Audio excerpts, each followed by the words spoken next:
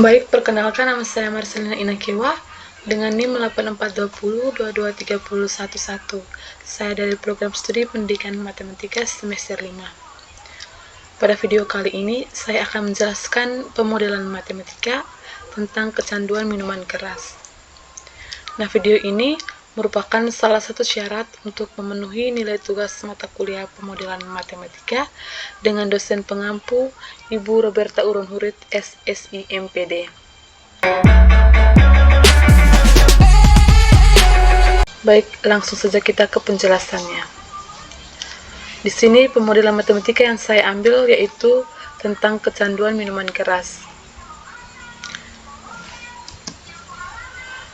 Nah, untuk pokok bahasan kecanduan minuman keras ini ada 4. Yang pertama pengertian atau definisi, yang kedua asumsi-asumsi, yang ketiga model skema, dan yang terakhir model matematika.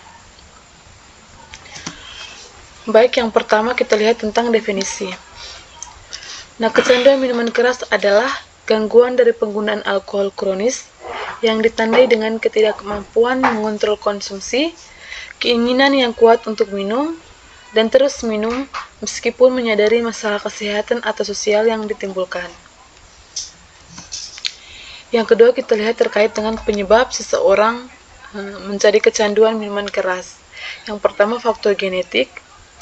Seseorang memiliki riwayat keluarga dengan kecanduan alkohol meningkatkan resiko seseorang dapat menjadi kecanduan minuman keras. Yang kedua faktor psikologis. Stres, depresi atau gangguan kesehatan mental lainnya dapat memicu penggunaan alkohol sebagai pelarian. Faktor sosial, seperti tekanan teman sebaya, lingkungan pertemanan yang sering minum dapat memicu konsumsi. Yang berikut, ketersediaan, akses yang mudah terhadap alkohol. Nah, ini juga merupakan salah satu alasan seseorang bisa menjadi kecanduan minuman keras. Yang berikut faktor lainnya. Yang pertama ada paparan dini. Nah, penggunaan alkohol pada usia muda meningkatkan risiko kecanduan. Berikut trauma. Pengalaman trauma dapat menjadi faktor pemicu seseorang menjadi candu terhadap minuman keras. Yang berikut kita lihat tentang asumsi-asumsi. Faktor yang mempengaruhi kecanduan minuman keras. Di sini yang pertama, setiap individu pada populasi dalam waktu T selalu berada di dalam salah satu subpopulasi, yaitu rentan atau S, kecanduan tingkat rendah atau E, kecanduan tingkat tinggi atau I, berhenti mengonsumsi minuman keras atau R.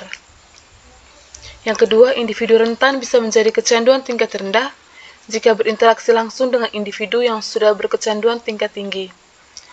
Yang ketiga, faktor keturunan dapat berperan dalam kecanduan seseorang terhadap minuman keras.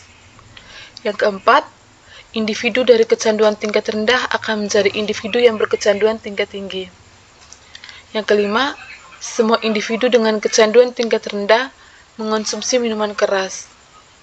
Berikut, faktor kelahiran diasumsikan masuk ke dalam subpopulasi rentan. Terdapat kematian alamiah dalam setiap populasi. Individu yang tergolong kecanduan tingkat tinggi terhadap minuman keras akan sembuh jika adanya kesadaran untuk menghentikan kebiasaan mengonsumsi minuman keras. Berikut, setiap individu yang telah berhenti dari kecanduan minuman keras diasumsikan akan bisa berkecanduan tingkat tinggi kembali. Berikut pengaruh kelompok sebaya, ketersediaan dan akses alkohol, gangguan kesehatan mental, usia mulai minum atau dini, dan yang terakhir, dukungan keluarga dan lingkungan. Yang berikut kita lihat tentang faktor signifikan yang mempengaruhi kecanduan minuman keras. Nah, di sini saya mengambil beberapa faktor yang menurut saya lebih mempengaruhi seseorang tersebut menjadi kecanduan minuman keras. Yang pertama, setiap individu pada populasi dalam waktu T selalu berada di dalam salah satu subpopulasi, yaitu rentan atau S, kecanduan tingkat rendah atau E, kecanduan tingkat tinggi atau I, berhenti mengonsumsi minuman keras atau R.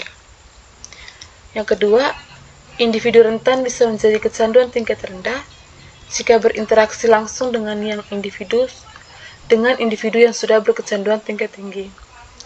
Yang ketiga, faktor keturunan dapat berperan dalam kecanduan seseorang terhadap minuman keras. Yang keempat, individu dari kecanduan tingkat rendah akan menjadi individu yang berkecanduan tingkat tinggi. Yang keenam, terdapat kematian alamiah dalam setiap populasi. 7. Individu yang berkecanduan tingkat tinggi terhadap minuman keras akan sembuh jika adanya kesadaran untuk menghentikan kebiasaan mengonsumsi minuman keras. Berikut, setiap individu yang telah berhenti dari kecanduan minuman keras diasumsikan akan bisa berkecanduan tingkat tinggi kembali. Terakhir, individu rentan bisa menjadi kecanduan tingkat tinggi. Nah, dari asumsi-asumsi sebelumnya, kita dapat melihat daftar simbol dan parameternya. Yang pertama, jumlah individu rentan. Ini saya simbolkan dengan S. Jumlah individu yang berkecanduan tingkat rendah saya simbolkan dengan E. Jumlah individu yang telah berhenti mengonsumsi minuman keras saya simbolkan dengan R. Tingkat kelahiran saya simbolkan dengan alfa. Tingkat kematian alamiah saya simbolkan dengan mu. Laju individu rentan menjadi individu yang berkecanduan tingkat rendah saya simbolkan dengan omega. Laju individu kecanduan tingkat rendah menjadi kecanduan tingkat tinggi saya misalkan dengan gamma. Laju individu dengan kecanduan tingkat tinggi menjadi berhenti mengonsumsi minuman keras saya simbolkan dengan delta. Laju individu yang berhenti mengonsumsi minuman keras menjadi individu yang kembali berkecanduan tingkat tinggi saya misalkan dengan pi. Dan yang terakhir, laju individu dengan kecanduan tingkat rendah menjadi kecanduan tingkat tinggi saya misalkan dengan beta. Berikut kita lihat model skema. Nah, dari asumsi-asumsi sebelumnya dan juga dari pemisalan parameter sebelumnya, kita dapat membangun model skemanya.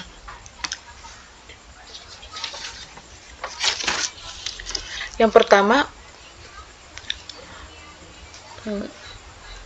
alfa yang sudah kita asumsikan dengan kelahiran akan masuk ke dalam populasi rentan, di mana dikatakan bahwa setiap kelahiran masuk dalam populasi rentan. Nah, pada populasi rentan ini, dia akan mengalami kematian alamiah.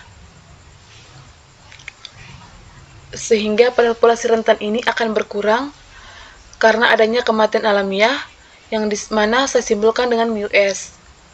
Lalu pada populasi rentan ini, dia akan berkurang karena sudah terkontaminasi dengan orang-orang yang sudah berkecanduan tingkat tinggi, sehingga di sini saya misalkan dengan beta Si. Lalu pada populasi rentan ini dia berkurang masuk ke dalam populasi E atau populasi dengan kecanduan tingkat rendah, yang dimana saya misalkan dengan omega S. Yang berikut kita masuk ke dalam populasi E. Di sini karena tadi pada populasi rentan keluar dan masuk ke dalam populasi E, yang dimana kita simbolkan dengan omega S, maka pada populasi E ini dia akan berkurang karena adanya kematian secara alamiah. Lalu pada populasi rentan ini juga akan berkurang dan masuk pada populasi I, di mana orang yang berkecanduan tingkat rendah akan terkontaminasi dengan orang-orang yang sudah berkecanduan tingkat tinggi, sehingga individu tersebut masuk ke dalam populasi I, yang mana di sini saya misalkan dengan gamma E. Lalu berikut kita masuk dalam populasi I, di mana tadi sudah katakan bahwa pada populasi I ini dia berkurang dari populasi E yang masuk ke dalam populasi I, sehingga pada populasi I ini bertambah, di mana saya misalkan dengan gamma E. Lalu pada populasi I ini dia akan mengalami pengurangan karena adanya kematian secara alamiah. Lalu pada populasi I ini juga mengalami penambahan dari populasi rentan, yang mana saya simbolkan dengan beta Si. Lalu pada populasi I ini juga adanya penambahan dari populasi R, di mana individu yang telah sembuh bisa terindikasi berkecanduan tingkat tinggi kembali.